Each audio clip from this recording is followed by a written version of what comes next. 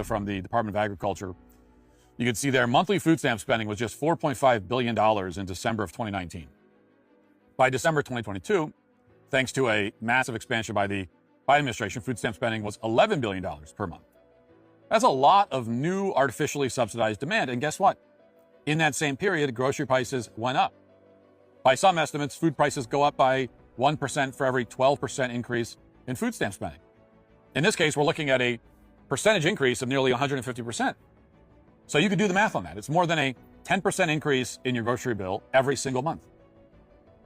And what this means is that if you're a working American and you're not on food stamps, meaning you are a functional citizen who is taking care of yourself and your own family, you are a functional, contributing citizen. What that means is you are actually paying, against your will, for other people's groceries twice.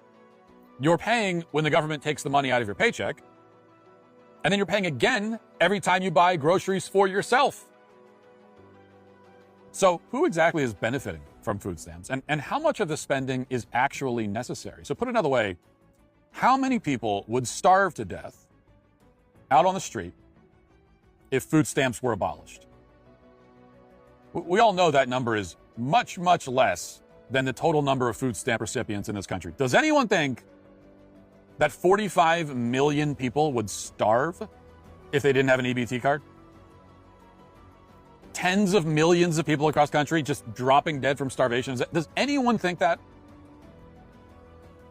So what is the number of people who actually need? Like would starve without it? 1%? 0? 5%? I mean, what's the number? 10? Now, if food stamps were abolished tomorrow, how many people exactly would be like lying on the sidewalk, rib cages protruding, starving to death? Of the 40 million people on food stamps, how many actually depend on it to live? Like that is the question. And these are questions we should probably answer now that we know the enormous cost of these programs, thanks to the government shutdown. And while we're at it, we should answer this question. Has anyone ever starved to death in the modern history of this country because they haven't had access to food? I mean, has that actually happened in this country? Has a single sane adult, okay, now we're not talking about kids who are victims of horrific abuse and those kinds of awful cases, in which case like food stamps are not solving that.